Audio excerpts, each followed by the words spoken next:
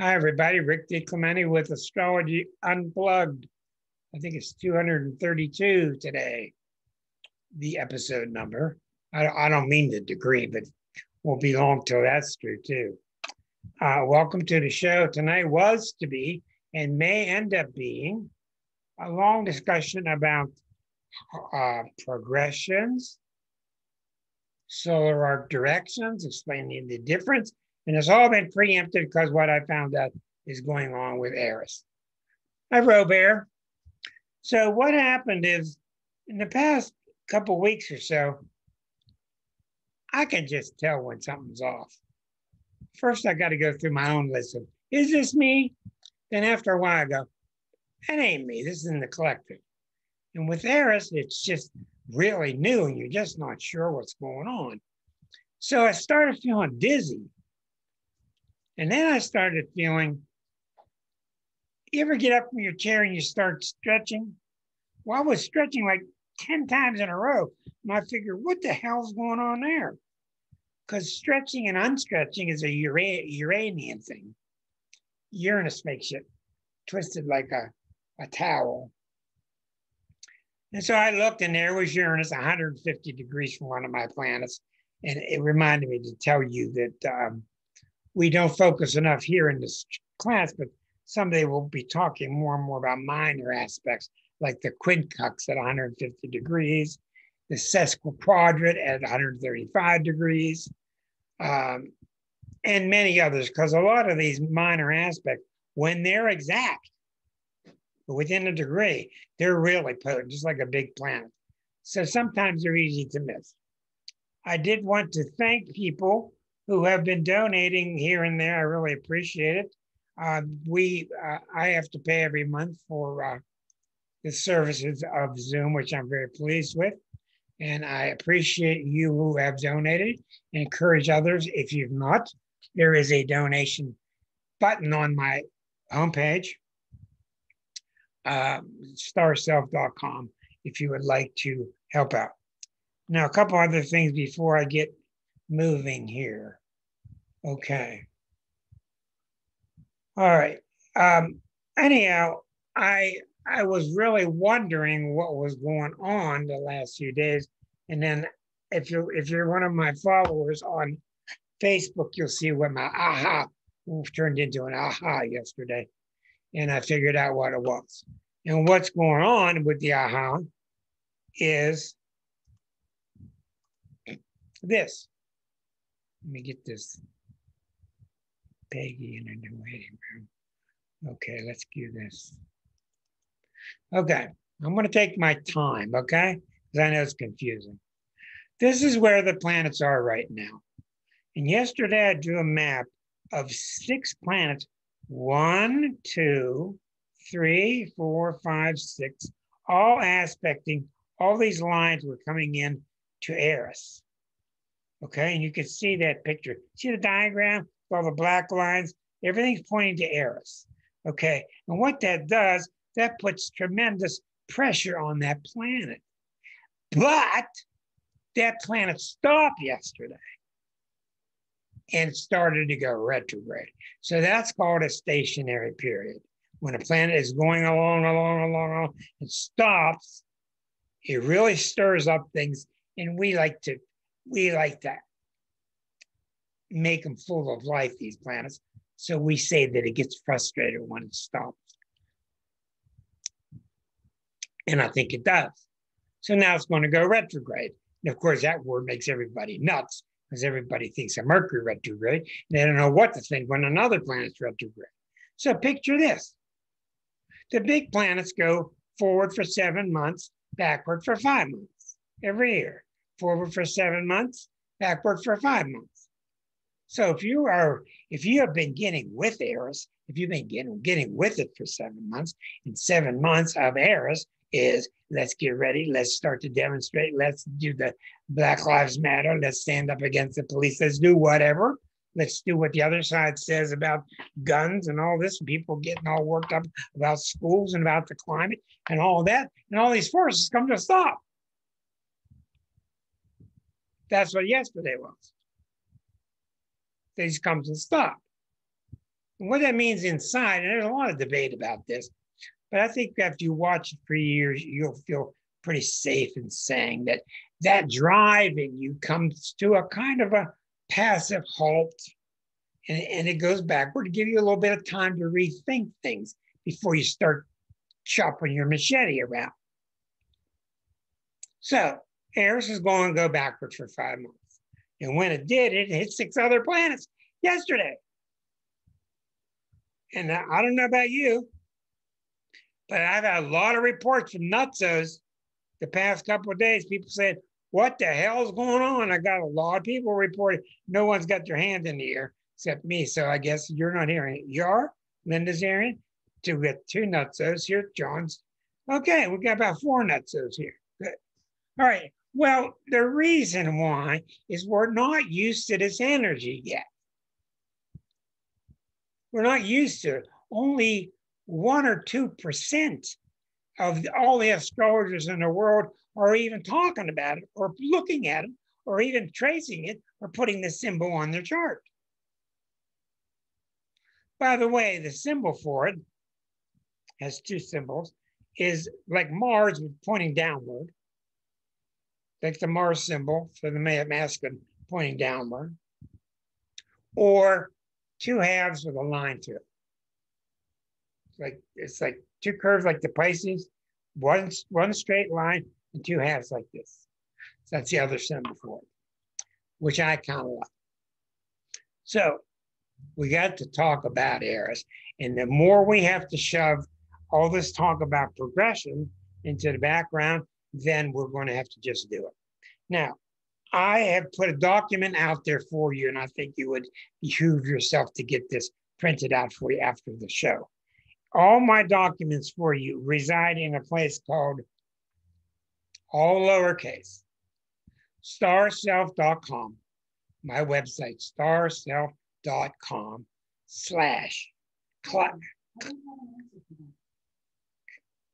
Alexa just tried to find it for me. That's okay, honey. All right. starself.com/ class/ Eris, ERIS .docx, document X, DOCX. So if you want a copy of that document, it's got all the adjectives about this planet, starself.com/ class/ Eris .docx. And you'll get it on your screen or you can print it out. Now that document eventually is traced back to the wonderful book by Chiron LeGrice. His last name is LeGrice, LEGRICE. His last name is LeGrice on Amazon, LEGRICE. The book is called Discovering Eris. Highly, highly recommended. Beautifully written. And this was written in 2012, and the planet was discovered in 2005. So this guy only had 7 years to watch this massive planet to gain its attributes. He is a protege of Richard Tarnas. He works with Tarnas, and I can't understand, if they're that close, why isn't Tarnas talking about Eris? Nobody is. Very few. And I think the reason is rather simple. Astrologers are very nervous about putting minor planets on the chart. It makes them look weird. They're worried about their reputation. Maybe they haven't watched it long enough. I don't know what the reason.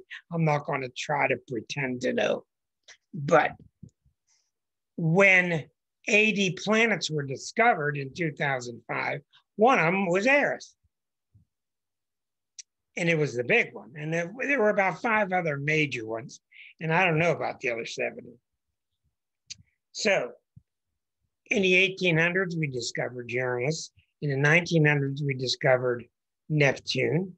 In the 2000s, we discovered Pluto and Chiron, 1977.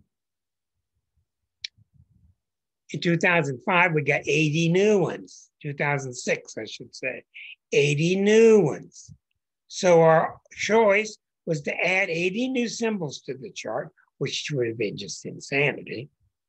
It's already crazy enough. Or to demote Pluto and Ceres.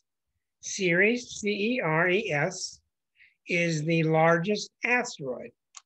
She got a very kind, benevolent nature, so you don't hear much about her. She's prominent in the charts of people like Susan in the cornfield because it's prominent in charts of people with a green thumb. You're serious. Now, the other planet that really stuck out, and there's Haumea and there's Make, and there's several, 3 or 4 others that are significant, but Eris is just really, really significant. And I'm watching it for about 5 years now. I've done about 5, 6 videos on it already. And it moves so slowly, taking about 550 years to go around the circle, which is over twice as long as Pluto. So when Pluto came upon us in 1930, people were probably nervous about putting it on their charts because the old astro books didn't have Pluto. After 1930 and after discovery of atomic weapons and the rise of Hitler, we finally learned that Pluto does mean something. So what's going on now that's so significant is this.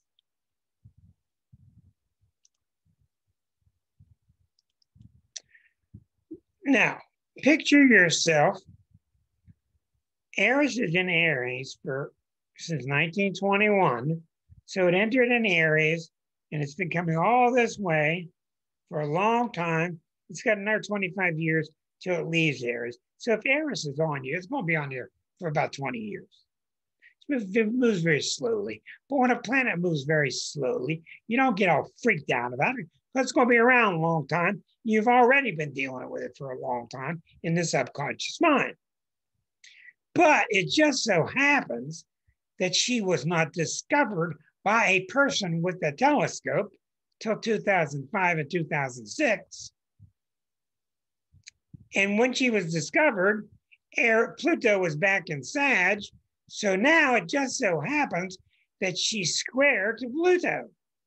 There's the square to Pluto. And Andy,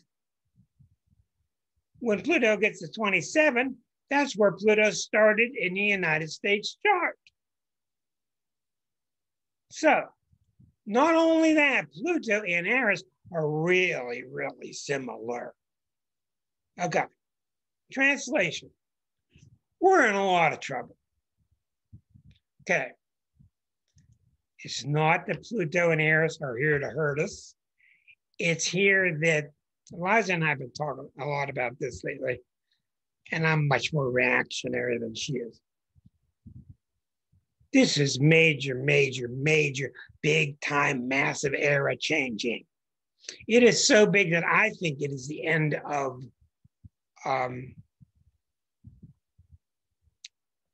capitalism. I think it's the end of it. I think it's symbolic.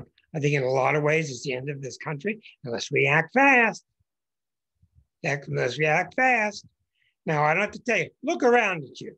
Look around, pick a system. Traffic system, health system, children's systems, doctor's systems, education system, government system. Pick one. Pick one and ain't broke. Okay. Maybe your college, Linda, your college still working. Okay. Okay, there are a lot of systems that are broken, of course.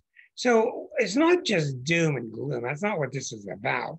What these planets are about, let's follow now. I keep repeating myself because there's so much to learn. You need repetition. Pluto is about the evolution of man. It requires a lot of you. It requires you to draw upon your courage. And if Pluto finds that you are not reaching deep, it'll start sending you warnings.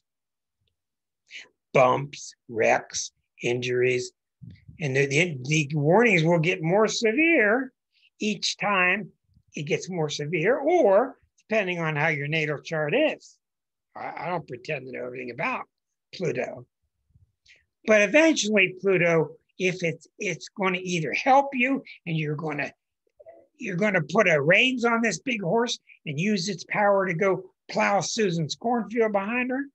See, I'm gonna get Susan in there about 4 times now with her cornfield.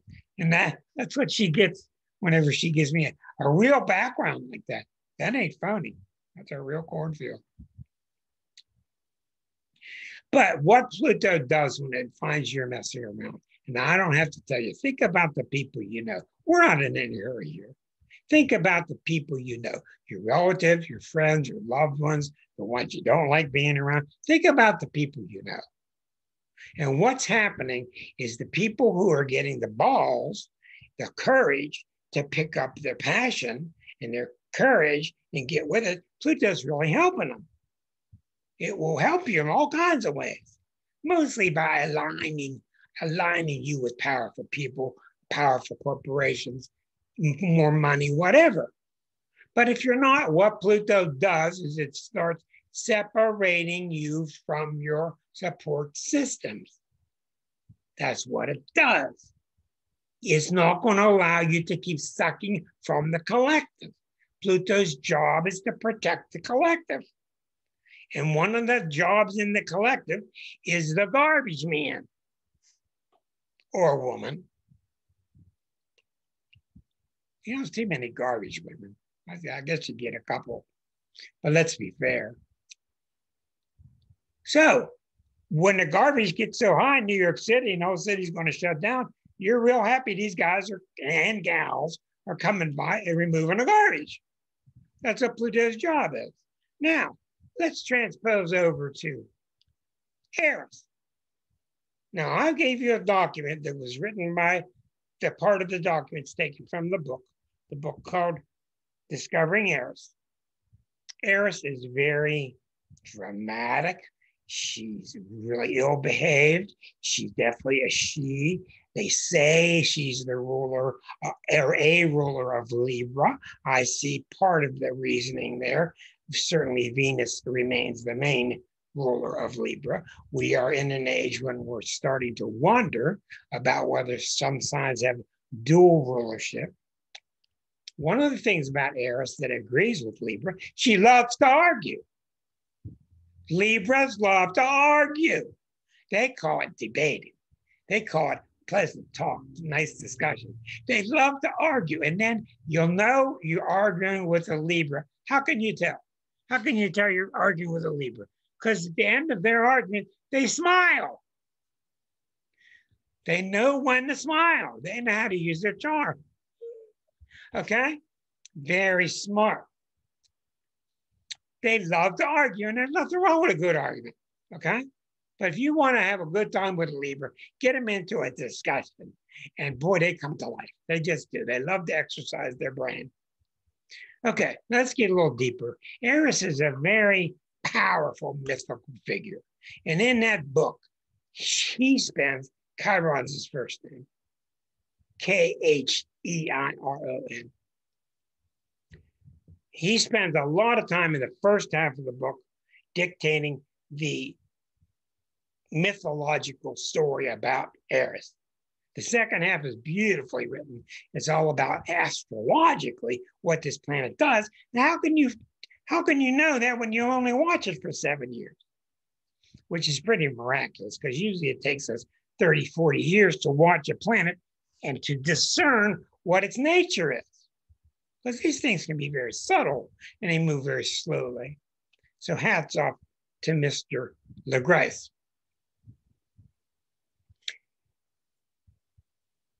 I want you to see if this makes any sense to you. This is the nature of Chiron, or of Eris. She's done fooling around. She doesn't care anymore what the rules say. She'll break any rule. She doesn't care. She got to shoot somebody, she'll shoot them. She got to cut somebody, she'll cut them. She got to smash somebody down, she will. So when she brings up an idea to Pluto, Pluto usually says, okay, they probably deserve it. So you got these two working together, they're square. All right? Now let's get some myths removed about a square. Everybody reads in the books that squares are bad and oppositions are bad, and it's not how it is. They're likely to be very stressful. They're likely to be energizing. And I will guarantee you that if you study a lot of popular people or successful people, they're all going to have tons of squares in their chart. Now I have to keep drinking water. I got squared and my computer started running slowly. And I kept getting slower. So I decided I would call the Geek Squad. So I looked up the number of the Geek Squad by going into Google and typing in Geek Squad. And I got a phone number. And when I called that number, it was not the Geek Squad. And I found out. Hello, Peggy. It was some Hindu guy pretending to be the Geek Squad. He knew my name. He knew the arrangements I had with the company. He knew what my phone number was, etc. And he went on and on. Oh, Mr. DiClemente, I think you've got 11 different IP addresses all glued to you, and you cannot disconnect that. And I've been in computers for years. I said, excuse me, sir, but you can change an IP address. Oh, no, you can change this. This is permanent IP address.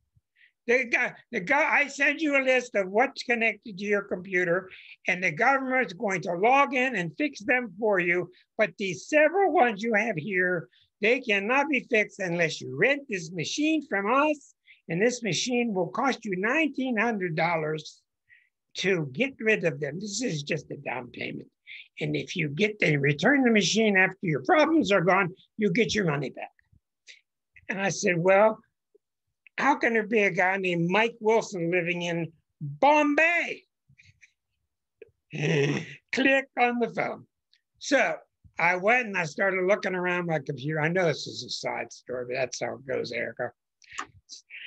So I go all over and I'm talking with all my experts, and I found out my machine is invaded. My machine is corrupt. I have a fake Chrome browser that's recording everything and my passwords and everything.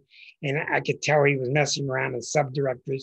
So anyhow, Eris makes things weird, and I got to get the whole damn computer rebuilt on Monday.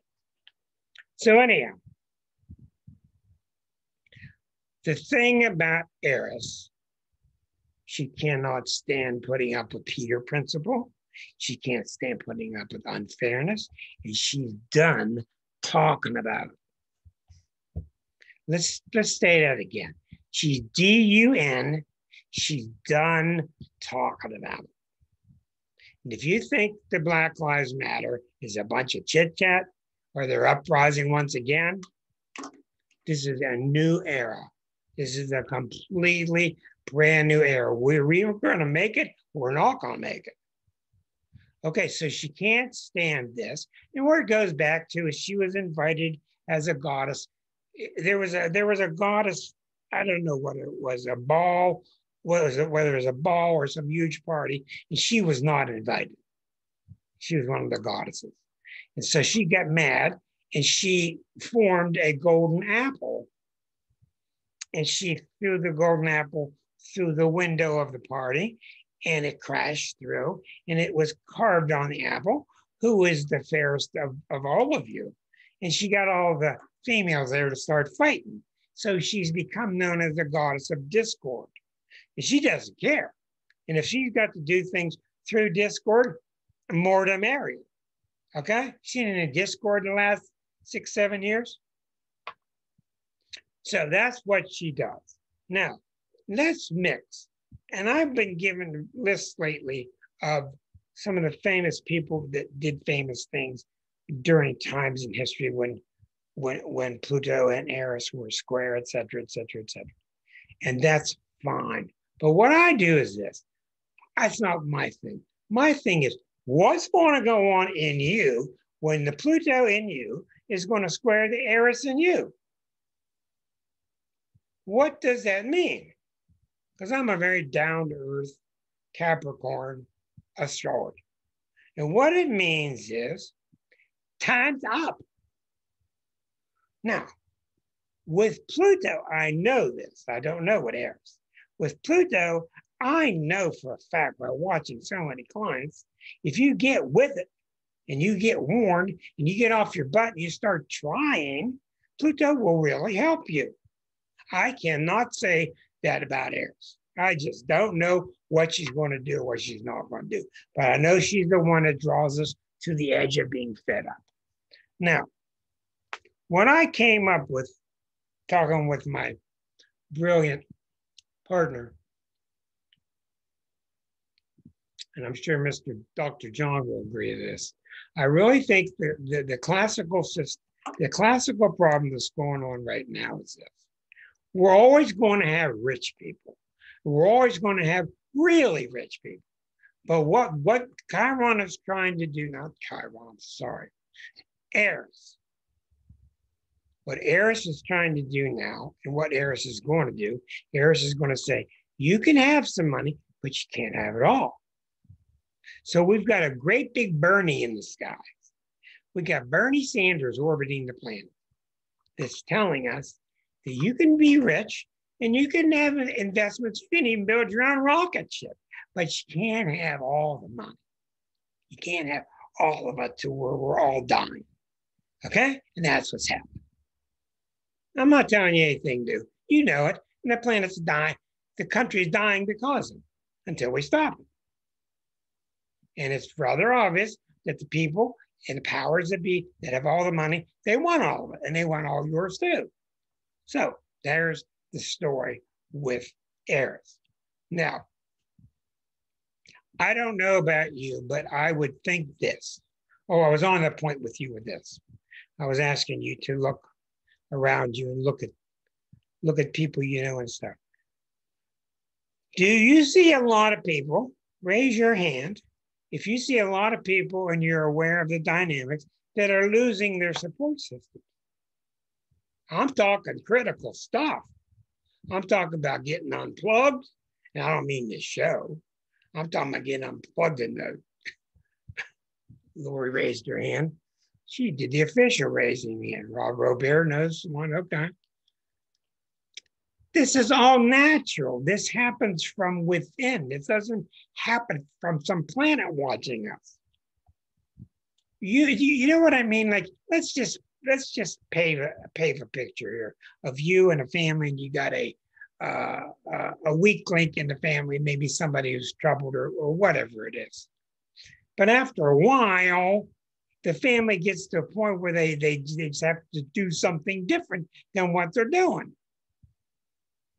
And you start thinking about more drastic measures, putting people in homes and whatever, or if people are capable, throwing people out.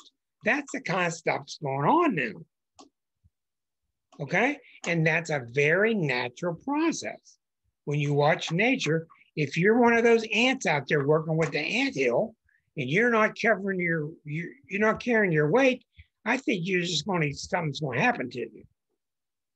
It's just that simple. And that's what's going on now. Now multiply that by about 500 since it's squaring with Pluto.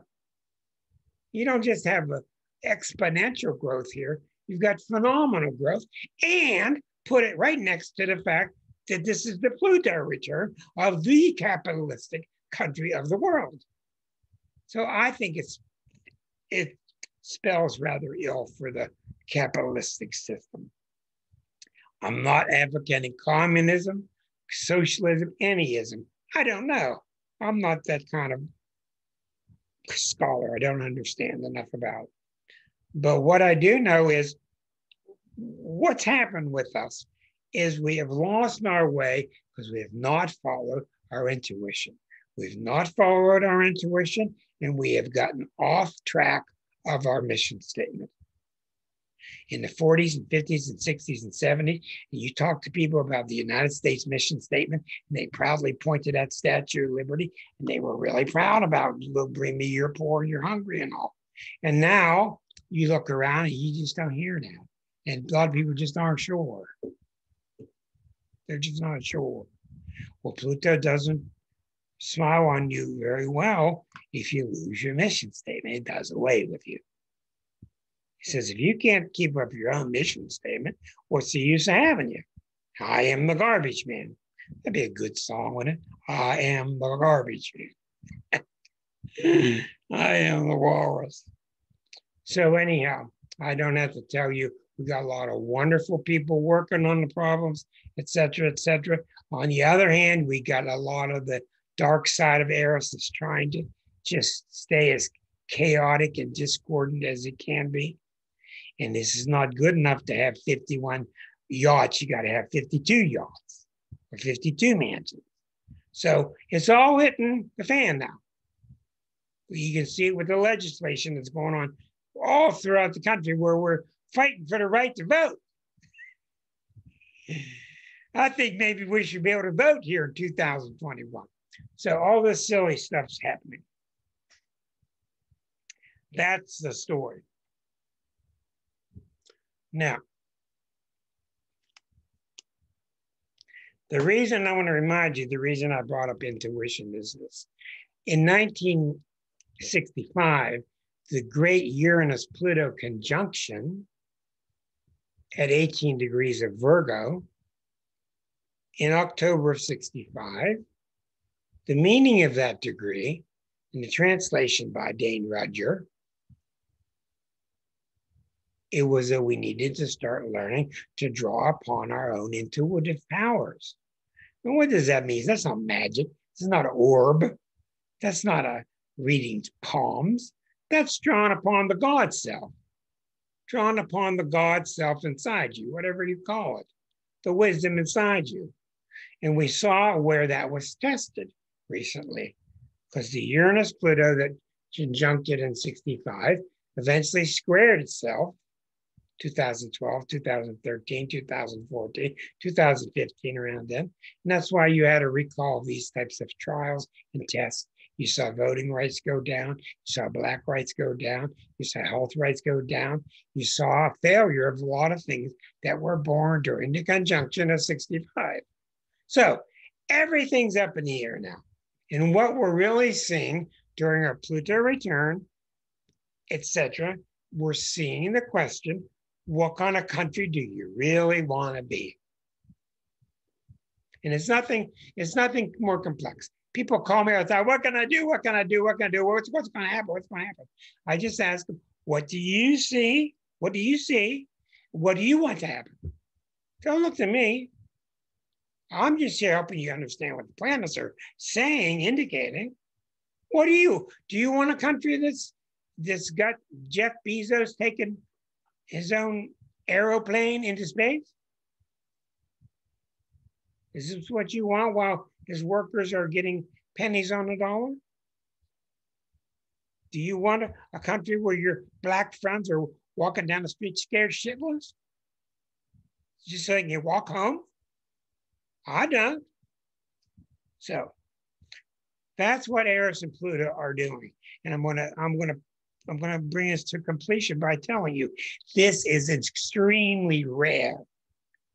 Us astrologers have never seen anything like it because Eris didn't exist till 2006. It exists for billions of years, of course, but it doesn't exist astrologically till you see it. We saw it in 2005. We saw it again in 2006 and confirmed it. That's when Pluto got demoted. So it's a serious time, and I don't think this is time for us to walk around with our lips zipped. It's not. We got to speak out. So I'm going to teach you some new things tonight, as I told you I would. They're not very simple things. They're very powerful, major parts of astrology. So if you tune in to hear Weekend Astrology Magazine, that's not this week, okay? We're going to talk about progressions. There are many kinds of progressions, but primarily there are three types. There's what's called progressions, which is also really known as secondary progression. So a progression and a secondary progression is the same thing. It's a way of moving the planets forward. Then there are tertiary or monthly progressions, rarely used. Then there are solar arcs, which are also called directions. And they're really accurate, which I'm going to talk mostly about tonight. And I'm going to go through your charts and try to show you some of your directions. Okay, now, give me a moment here.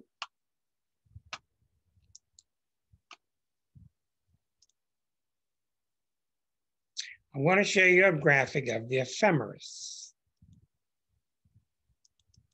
Until computers came along, most of us, and I've got a copy of a whole book of numbers, looks just like this one. This is where we did our work as astrologers for years and years and years as we did charts by hand. This happens to be from that book, a copy of one page from January of 52, which is my birthday. And it's easy to work with because I'm born on January 1st. So that makes it easy to work with. Okay, so back in the days before computers, and the king wanted to know, well, next year and a half, how does a war with Troy going to go? How am I going to win that one, huh? Well, you had to have ways of going into the future and knowing where the planets would be. Well, they didn't have the tools. They didn't have the computing power. So they came up with progressions. I'm not totally sold on progressions. Neither is Liza. They do work. They move very slowly. There are many different types. And there are other methods today. I mean, I could tell you exactly where the moon's going to be in the year 2525 with computers. So anyhow, what you see in this ephemeris is the day I was born. This is where my planets were. On this first line, Mars at 21 Libra, Jupiter at 6 of Aries, Saturn 14 of Libra, etc. So all I had to do to predict my 90 years of life is have the next 3 months. Because in a secondary progression, or what they call a progression, each day represents a year of life. Now, I don't know where they came up with this, but it absolutely does work. It's used very popularly, and it's definitely related to the fact that everything is quantum. Okay, so if I wanted to know my 20th year, what would it be like during my 20th year? I just counted down 20 days to this 21st day of January. Each day represents a year of life. So on this line, it says Monday, 21. The moon is in Aquarius. The sun has just entered Aquarius. So for the first 20 days, my progressed sun was going through Capricorn until I was 20, and then it went into Aquarius. My progressed moon entered Aquarius. Then I saw where my progressed Mercury goes direct, it goes retrograde. It went into 11 degrees of Capricorn. My progressed Venus went into 22 degrees of Sagittarius. My progressed Mars went into Scorpio when I was 19. So my progressed Mars changed signs. So it's very confusing, but back in those days, and still today, you see a tremendous amount of usage with progressions. Now, the problem is that the outer planets go so slowly. In 3 months' time, Pluto only goes about a degree, or it might go 2 degrees and backward 1. Neptune, about the same thing. Saturn might go 4 or 5 degrees, might back up 2 degrees.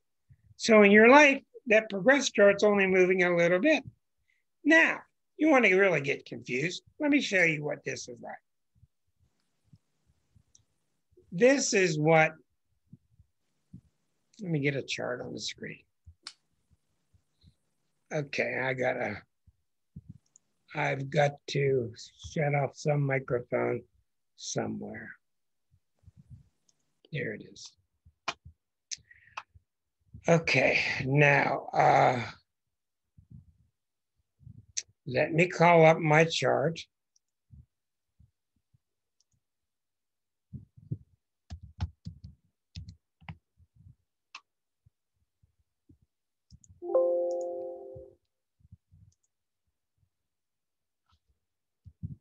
Okay. Okay, here's my chart.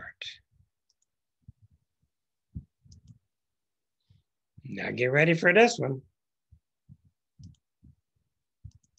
All right, this is a common chart that astrologers look at, and that will blow your mind, huh?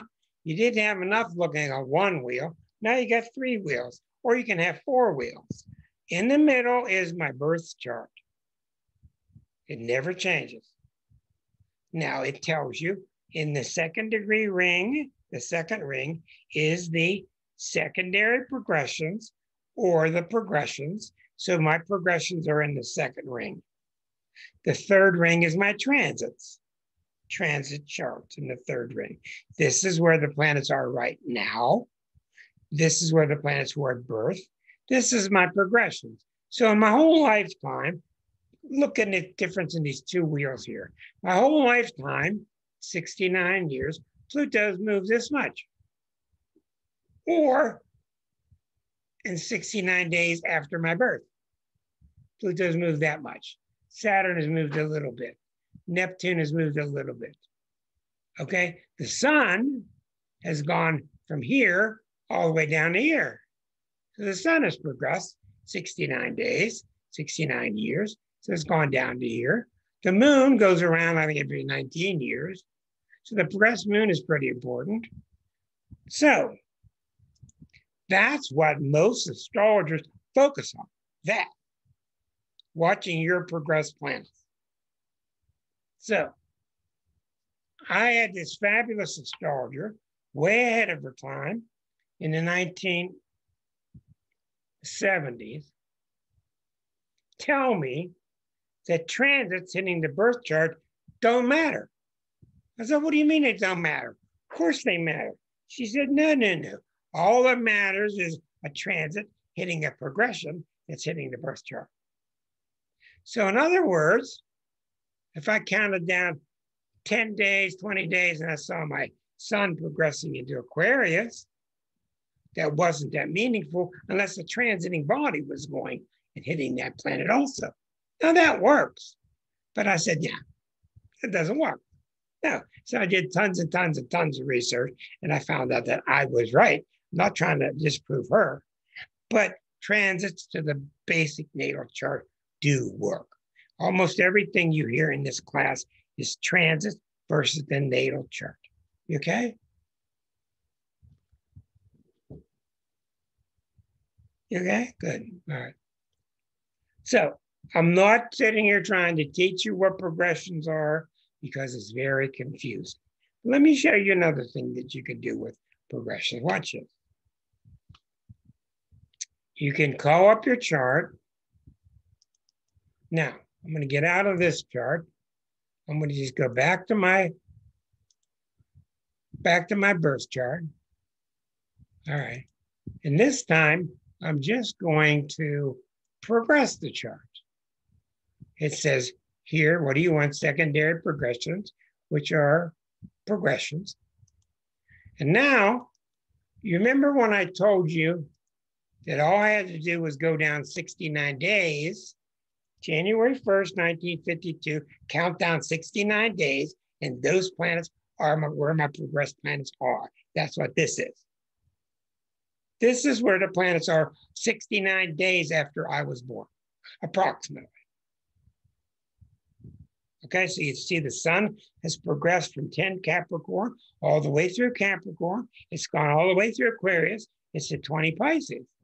So 10 more years ought to be very significant when my progressed sun will go into Eris, a whole new chart. So these progressed points can be very significant. Some astrologers are masters at these, and they use a lot of minor aspects because the planets move so slowly. Did you notice there's no aspects drawn? It's because it uses like a 1 degree orb. Nothing's in aspect. The moon has gone into Virgo 13 months ago. Mars has been at 17 Scorpio for several years.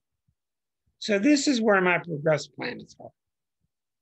So a lot of times when something's hitting in your chart and you wreck your car and you come back and you look in the planets versus your natal chart, you take your transits versus your natal chart and you don't see anything happen, it's because the planets are hitting the progressed chart. Aha. So now you got like a second moving natal chart that you got to keep your eye on. All right. Now, it is my opinion through watching these for a long time.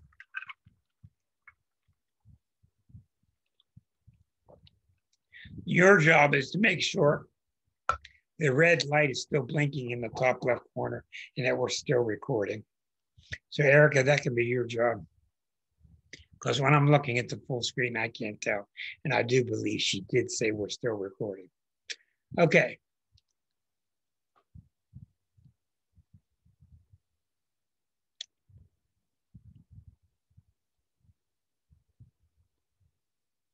When a progression does something significant, for example, you may have a natal Venus square to Mars. You're all upset about the reading and what that means. And in your lifetime, they might progress to where they're conjunct or the sextile. So the meaning of it changes. So it has been my opinion clearly that progressions are much more positive things. They don't bring about the hardship that transits do. Because transits, this is just my opinion. I could be wrong. Transits appear to come out of nowhere. You don't have much time to prepare. Well, you can see with progressions, they take forever. They take forever. So I think because of that, you have more time to prepare. You get used to the energy. You start assimilating the energy. You might have a square turn into a trine. You may have two planets 10 degrees apart, and after 40 years, they end up conjunct. So that's what a progression is. It's simply where were the planets one day per year of life. If you're 40, find your date of birth, count down 40 days later, which is hard to do if you don't have an ephemeris. But that's what ephemerises are good for, and I suggest you get one for many reasons. Now, a tertiary, I'm not going to get into this much, is you count down months. In other words, I would count down, let me get this straight. For every month of life, I use 1 degree. Let me see, that's not right. For every month of life, I use 1 degree. And it's so confusing, nobody uses them, forget it. All right, now directions. These are the hot stuff. These things really work and they're really hot stuff. They have many names. They're called primary directions. They're also called solar arcs. And with this, what you do with this one, let me get back to my chart. Okay, in a solar arc direction, solar arc means how much does the sun move in 1 day? So all you do is you move this sun 1 degree per every year of life. So the whole chart rotates, the whole chart stays in the same relationship all the time. The whole chart moves 1 degree every year of life, like a little tick on a combination lock. So if you're 69 years old, you move this Mercury 69 degrees. You move this Pluto 69 degrees. If you're 30, this Uranus is 12 degrees Leo. This Pluto is 21 degrees Virgo. Every day, every year of life, you move the planets 1 degree of life, 1 degree of zodiac.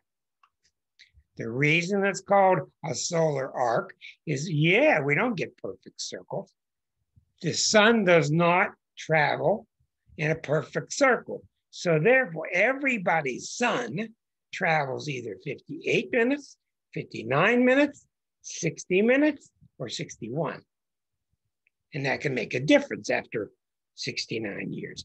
But for basic teaching purposes, it satisfies to say, move them 1 degree per year of life.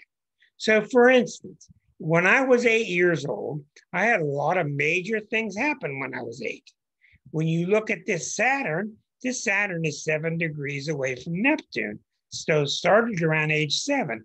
This Saturn moved until it hit Neptune. Also works backward. So the Neptune came back and hit the Saturn. So you try to look into your life and figure what happened. Look here, you've got the moon at 6. So at age 30, this moon hit Jupiter. Move it 1 degree per year of life. The moon didn't hit the directed Jupiter, but hit the natal Jupiter. So all you got to do with your planets is look and see where they are. You'll do much better by watching me do a few examples. Now, these things are really important. They really work. They're scary how much they work, and they're just electrifying, actually. Let's take a look at Eric. All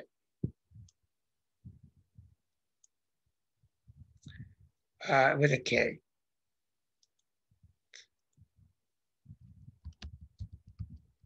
All right. Okay, there's Erica's chart. I can't see it. Oh, now I do. Sorry. All right, that's all right.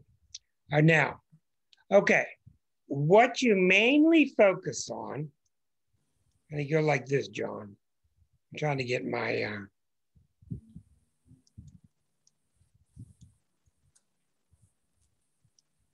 here it is. Get my picture out of the way. Okay. What you mainly focus on in a solar arc is the ascendant and the nadir, because these are very similar. These are your first years of life. This is the point in an astrology chart. You hear so much about the ascendant. That point right here is the point that's on the eastern horizon. In astrology, this is the east and that's the west. Okay, so Neptune was rising as Erica was born. Couldn't see it because it's too far away, but Mars was setting.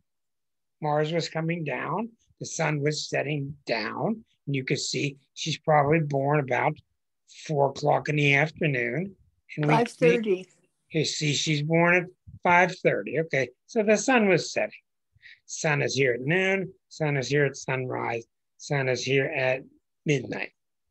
Now, the reason these angles are critical, these are very similar related. This is your early years of life right here. And this is your home and your upbringing and critical things that happened to you while your young plant was planted in the soil. So most solar arcs, you will find the critical ones, if you do many of these, the critical ones in life happen to be ones involving the ascendant or the ones involving down here. Now, in her case, she had Neptune hitting at the age of 1 year and a couple months. There's only one plus degree difference. So we don't even know what happened at such an age. Plus it's Neptune. Plus we don't know if her clock was off by 2 minutes. So we're going to bypass that Neptune for a moment.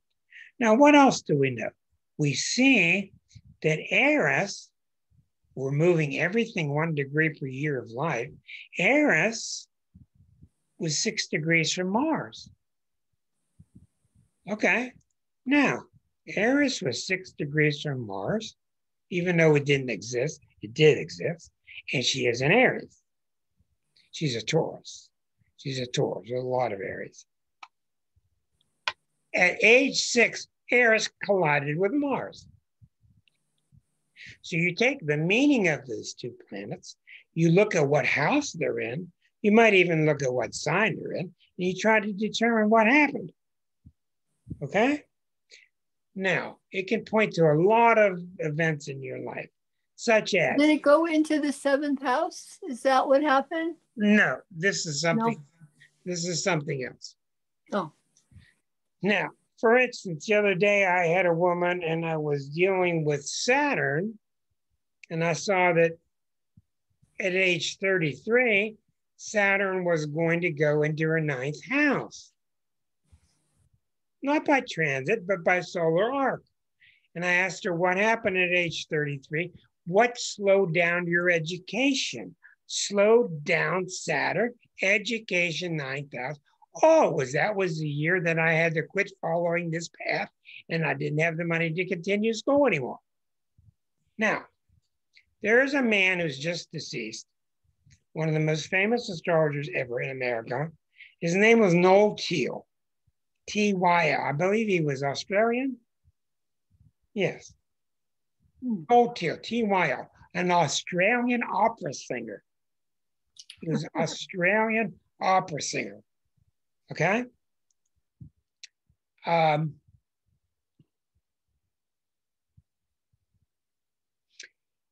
His books are not real popular because he's not real warm, but he's really technically strong, powerful. He wrote a great, big, thick book called Solar Arcs. This guy, when you came to see him for a reading, probably $500, he had your whole life printed out in front of him. He told you yesterday at noon you probably did this, and 3 days ago you did that, and he just went through your whole life telling you all these things you did and what you're probably going to run into. Well, I just figured like, well, if you want that, why are you paying for it? Okay? But that's what solar arcs can do.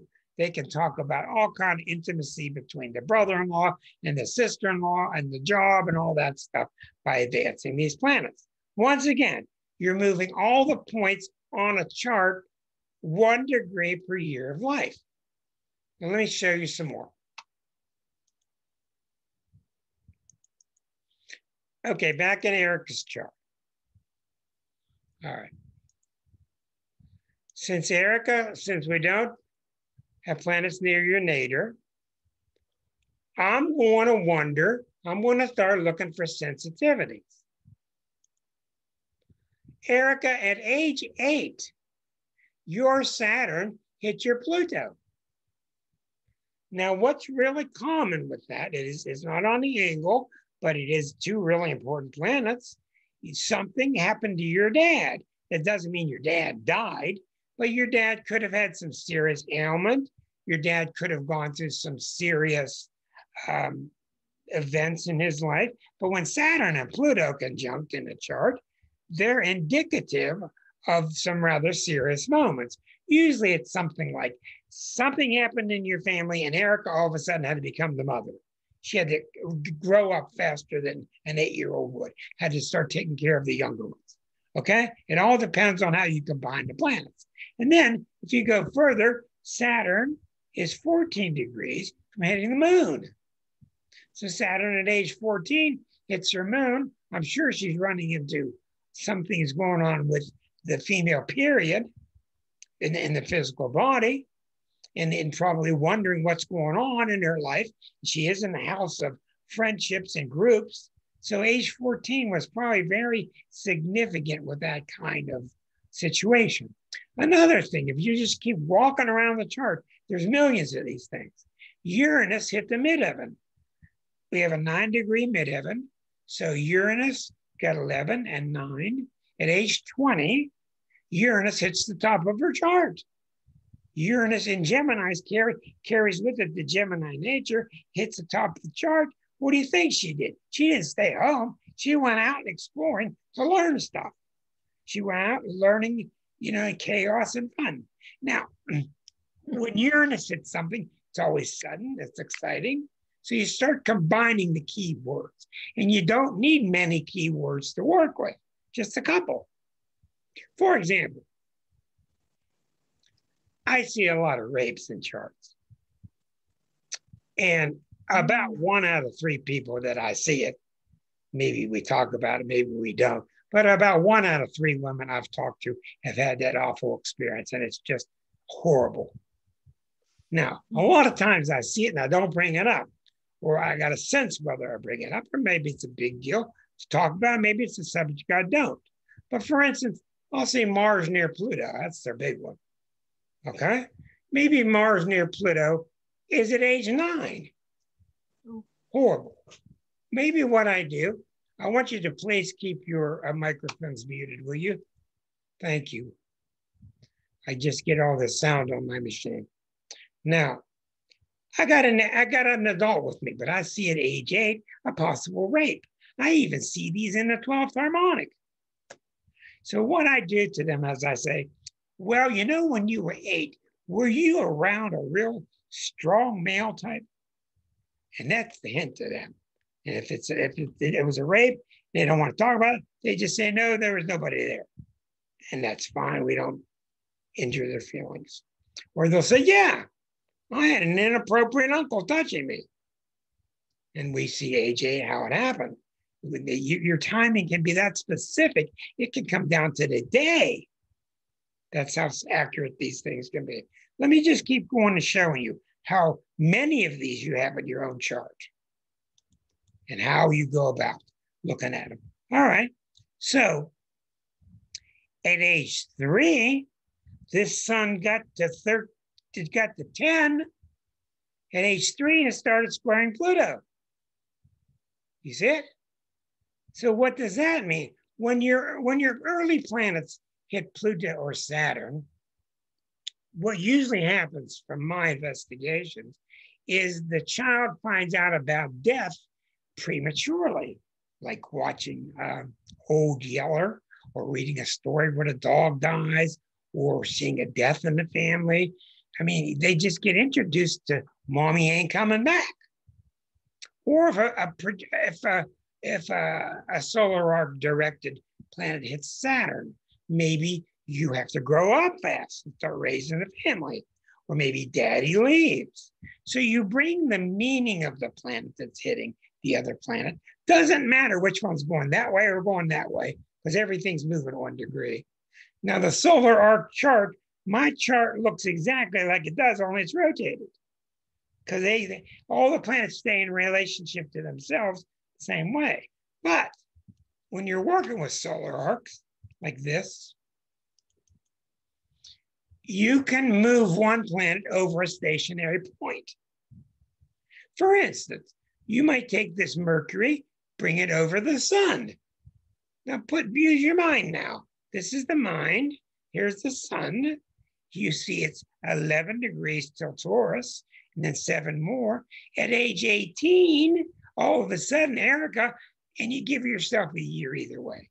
At age 17, 18, or 19, Erica had every reason to believe that her mind just woke up. The solar energy just started pouring through her mind. It doesn't mean it was good or bad. Most of these are pretty good unless they're grave planets.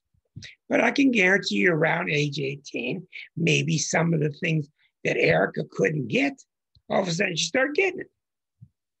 Especially, Rick, can I ask you a question? Yeah. When that, say for instance, Mercury is moving, is it still a Mercury in Aries? That's a good question. That's a Or real does it good. become Mercury in Taurus? I don't know the answer to that. I have good arguments in my mind that it would retain Aries qualities, and it also makes sense to me since it's directed into Taurus, it's picking up Taurian qualities. So I don't know. I would lean towards using both. Okay, let's look at some others. Okay, here's a long-term one, but this might be really interesting to find out. Okay, just count the degrees. I want to see when Uranus hit that moon. Now, before we even go there, Uranus hitting her moon's what? Sudden change, moving the house. Sudden change to the house. Sudden change to the family. It's always sudden. Maybe a new house with bigger porches, bigger windows. You put the two principles together. Now, how do you find age? Uranus. 11 gets you to, at 11, Uranus goes into Cancer, right? 30 more is 41. It goes into Leo. 57, it hits the moon. So Uranus hits that moon at age 57. You can do this, let the wheel do the work for you, or you can do this by hand. But around age 57, which is 2004, Uranus hit her moon. Now give me a year either way, 2003, 4, or 5. Something Uranian hit that moon. So we don't know what happened. And you can get things that are very mundane. You can also get things that are very serious. Anything come to your mind, Erica? What about going back to school and training in phlebotomy? Was that age? Okay. Around that time, yeah. Okay, now that makes sense to me. And one of the things to keep in mind there, this is a ninth house Uranus that loves to learn. And one of the things that's really intriguing about this, the event will always be sudden. You didn't just think about it for a while. This just came upon you and you did it. Does that make sense? You are muted. I can't hear you. A girlfriend of mine who was trying to get into nursing school, she and I, our daughters were getting older and we wanted to go back to work because we were stay-at-home moms. And so she said, well, why don't we study phlebotomy? And that would have been the last thing in the world I would have ever done because I don't like blood or needles. And I went to study phlebotomy. Okay, well, there you go. Uranus always gets you into weird stuff, unusual stuff, etc. Very good. Let me try somebody else just to get a variety of charts here. Hold on one moment. Thank you, Rick. You are welcome. Let's try Mr. Dr. Staball. All right. The doc here. Now, John, with you recently getting a PhD, I'm not going to look for it now, but I will guarantee you had solar arcs that pointed to the eventuality of that happening exactly on that day. Now, notice here, there's nothing near the ascendant. When planets are really close here or they're close here, they're really critical. And these are things that happen to babies, to little kids, and you wonder why. That's where it comes from. All right. Now,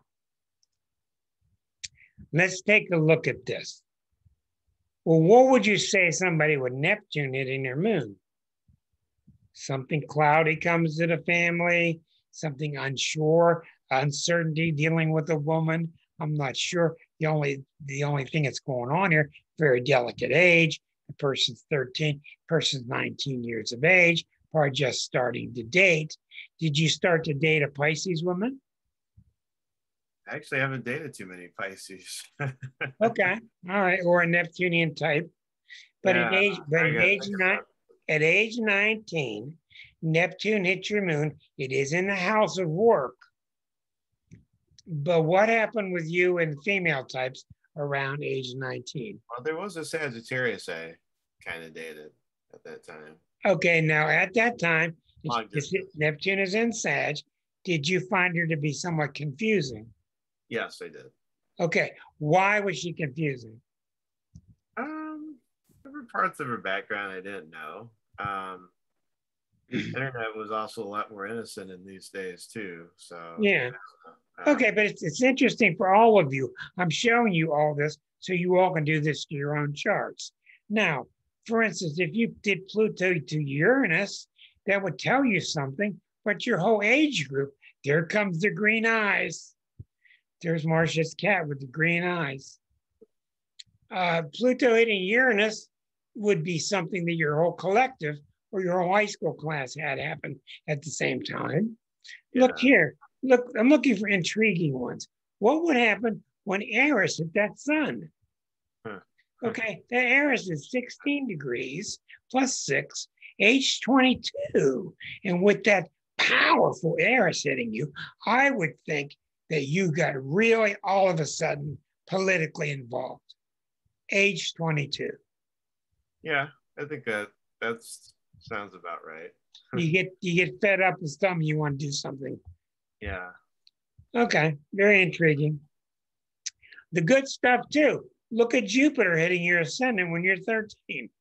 Jupiter comes across the ascendant at 13. So what happens then? I don't know. I blacked out most of my middle school years because they were not fun. But did you get more athletic? I don't know if I got more athletic. That came a little bit later. Okay. Maybe friends. There's something around friends, I think. What happened with you running into a brick wall age 17? Mars, Saturn. I've been in an accident.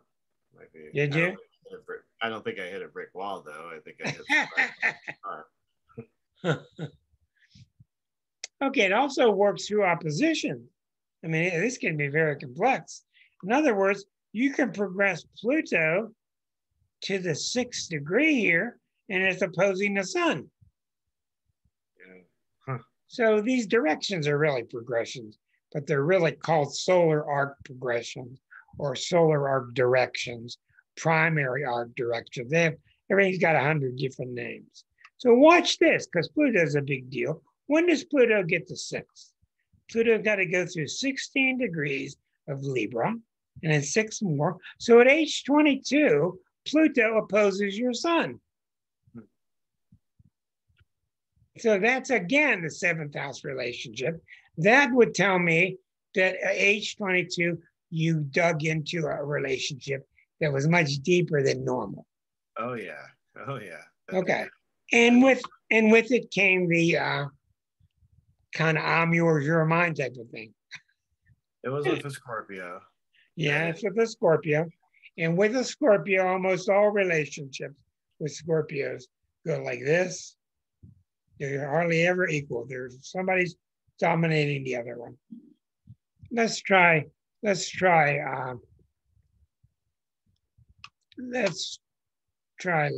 and see if what do we find in her charts. I got somebody's at the waiting room. Let's go look up Leslie here.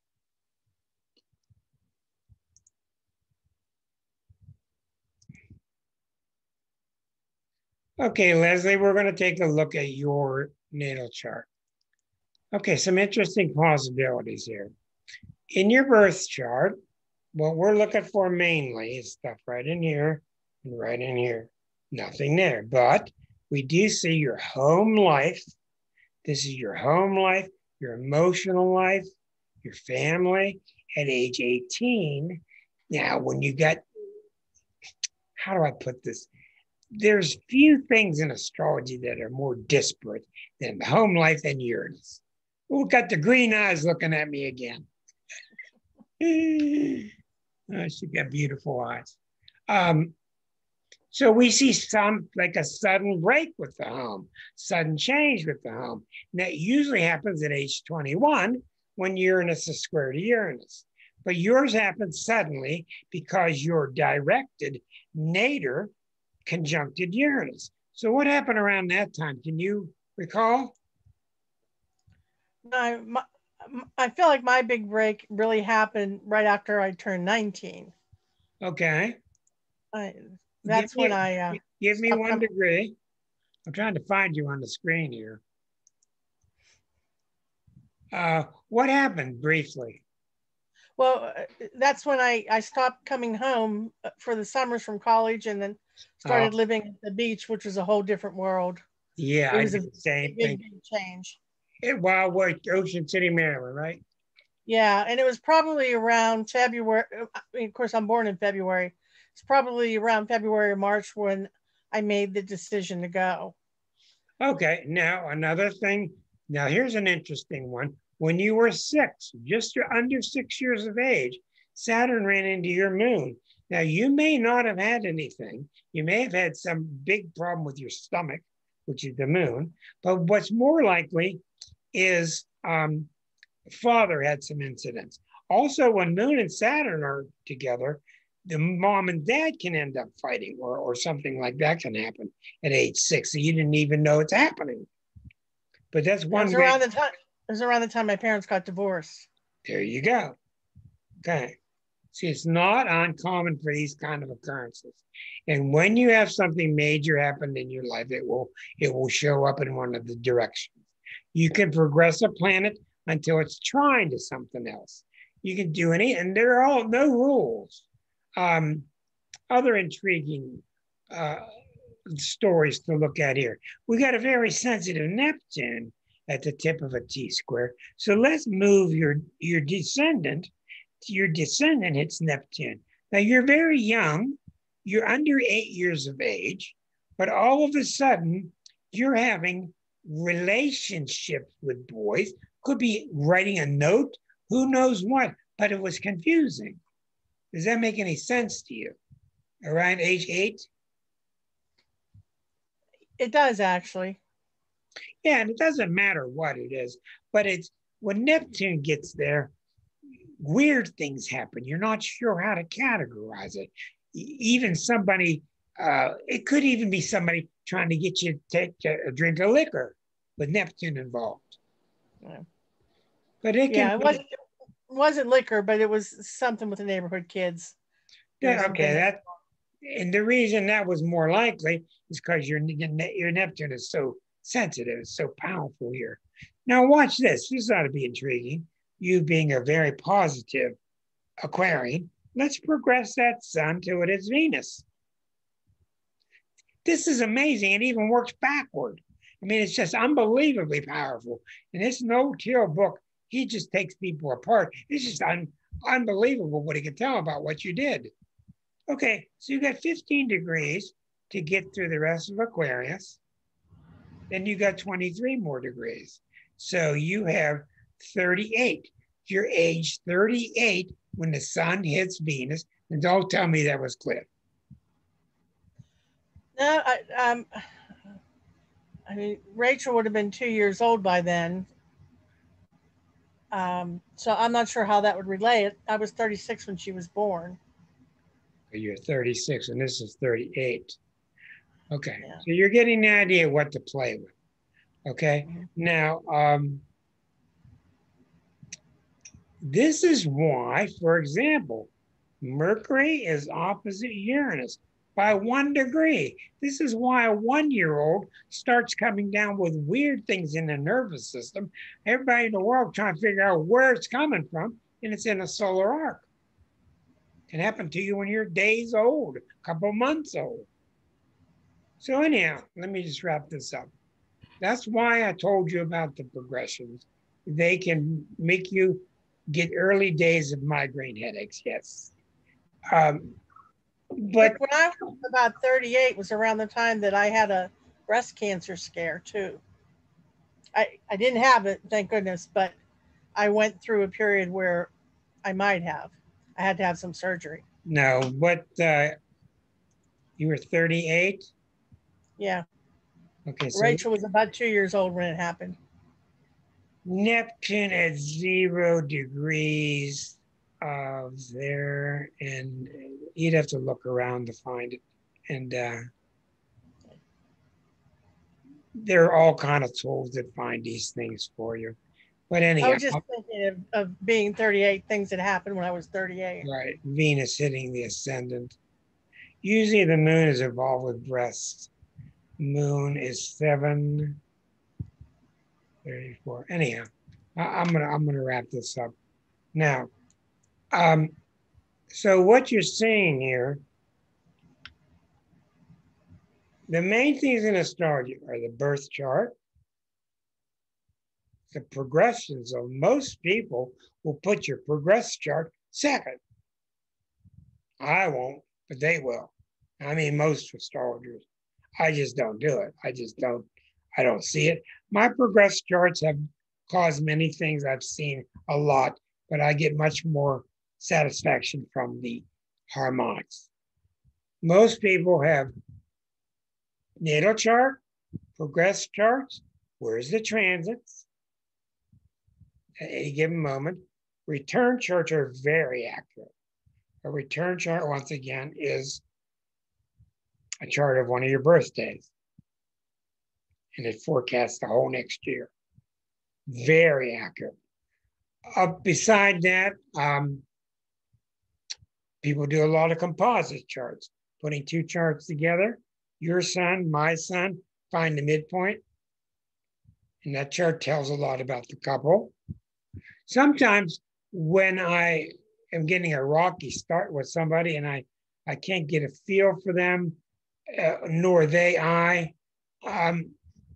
I will do the return chart. And I say, I can't get a feel of this. Kathy Frame is ticking there. I'm not sure what makes her go. She's just waiting for me to get the story all hummed up. So I might do her next birthday. And then I could see the current birthday and ask her, what have you been doing with these energies that I see? Then I start a dialogue and I can start to see how her energy is moving, et cetera, et cetera. Now, almost every one of you, and I would venture to say every one of you, which means everybody, you're doing things that your planets are suggesting. You're doing things that are symbolized with where your planets are. So that's why I've given you a lot of ways to look at it. And I've tried not to confuse you, but that's why I had the week with you that I did and taught you to try to learn about the planetary speeds. It's critical that you can see how fast the speeds of the planets move. That's why when we go here,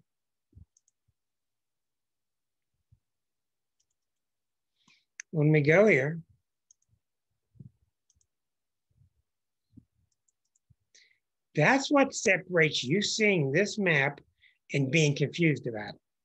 See, when I look at this map, everything becomes white to me. I don't even see these planets because I'm looking for the big boys. Okay?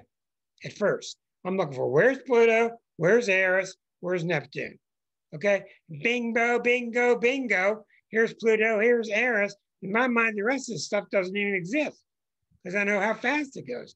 This guy's going to be around another 2-3 years. This guy's got a 25 more years. So this aspect is going to stay in play for all that time. So that's one of the reasons I had you do that week, and we'll probably do that again someday to get used to the speed of the planets. So when you got your birth chart, and you can mentally look at it and see how it's progressing, or you can do progress charts and put one map on top of the other, then you know where the transits are. Those are the big ones. Those are the big parts of astrology. The natal chart, the progress chart, the transit. That's why I introduced it to you, so you would get a scale of those things. There are other types of progressions. There's all kind of Hindu things you can do. There's all kind of other bodies that you can watch. There's all kind of stuff. But where I draw the line is this. Can the person read the chart? Usually when I get these questions on the internet, or I'm in these different clubs and I see people asking questions about some of the subroutines that you could do with the software, and they're just asking about the fourth mansion of something beyond the Pleiades. I don't know what the hell they're talking about. So I ask myself, do I think this person can do basic astrology? So then I go looking through their page and I see, do they have any ability to say, okay, Fred, I'm glad you're here. Here's what's going on with your chart. See, I don't see the reason to mess around with any of this unless I'm out there helping you somehow. So that's why I try to teach you how to look for what's significant. What ain't significant? You hear me, Claudia? Where's Claudia? There she is. That's why I teach you as I do, to how to look for something significant. And sometimes it's not easy to find. And my job is to keep digging. Because if somebody comes to you for a reading, keep digging. First of all, there aren't many people that I would say, in my opinion, that you're ready to read for somebody. I've had a lot of clients or a lot of students just take off on their own and start reading, and they're dangerous, especially if their ego is involved. A lot of people want to sound cool. But if you've got the proper respect for people, proper command of your language, reservation in your voice, because people come to you and they're scared. They're scared. I told you before, I'll say 99 good things and one thing that's lukewarm, and they'll go home and remember for 10 years one bad thing. And that's just the way it is. So, somebody like John and Claudia and other people who've been working for a while, Linda Platt, I think, is getting good enough to read for people because they're not excellent yet, but they know what they don't know. So they could tell people, well, I kind of understand this, And you got this here. There's nothing to worry about, but I would like to find out more about this in your life later on. So tonight has been kind of nuts with the stirring up of Eris. I encourage all of you to download that document from my webpage, starself.com/Eris.docx for documents. And that document will show you about 100 different adjectives for what this Eris is about. And I think you're going to sit there with your mouth open when you take those adjectives and you look around at how the news has been the last 5 years. Okay, next thing. Play with your chart. Move one for 10 years of life. Boy, age 16 was crazy. Start moving things 16 and see whether it's hitting something or opposite something. And then take the energies of those two planets and start combining them. And that's why I had recommended you so strongly to buy Arroyo's book years ago. The, what is it called? Planetary chart of Arroyo's chart analysis book? Chart interpretation? Yeah, that's right. Handbook. Chart interpretation handbook. What's really good about that is an evolution of the old book that was called Planets in, Combination of Stellar Influences. That's a scary title, huh? German title. Combination of Stellar Influences. So you got your mouth full tonight. Keep an eye on a couple of things the next week. Yes, Claudia. I just got to say one thing. You just said something so wonderful to me. You know, there's so many astrologers, people that are interested in astrology that are highly technical, highly skilled. But what is that going to do anything if you're not helping people when the spirit of helping and servitude and really being a conduit, you're not really doing anything. You're just helping them understand themselves. And that's what you're doing for us. And it's just wonderful because I see all these astrologers, they're like amazing. They're absolutely amazing. But you're having a rapport with somebody. And I just think that's beautiful because you really want to help. And it comes through. The thing with you is this. I would release you to read for people earlier than you're ready because I know you've got enough professionalism and enough restraint that you're not going to scare them. And a lot of astrologers love the power because we got great power. We got great power. You're going to die in 3 weeks and 4 hours. I mean, people would just shake for 3 weeks. I mean, you can really put a dent in somebody's mind. It's dangerous. And I've seen people come out of my class and start talking, and I've mentally slapped them around because they weren't ready. And they just kept doing it anyway. But, you know, that's this day's age. We don't have respect for the elder who's teaching, who's giving of himself or herself to the student. Like when you follow the life of Da Vinci, go back and read his life. Da Vinci, they don't write about this. Da Vinci spent 3/4 of his life in apprenticeship with all kinds of people, anybody could find. He just learned to have respect from the great teachers. Mm-hmm. And that's why I'm not going to have trouble whenever you decide to release or whatever, because as you saw the other day, I gave you a chart that was really hard. You did a backflip. It was a hard chart. Where do I go with this one?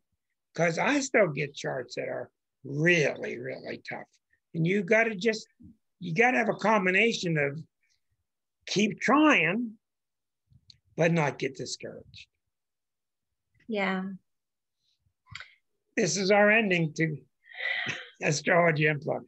Thank you all. Good night, everybody. All you YouTubers. Thank you so much, Rick. You're welcome, Erica. Thank you, Dr. John, baby. Thank you, Leslie. Thank you, Marcia. We're doing peace things to each other. This will be on the internet in a couple hours. Good night. Good night.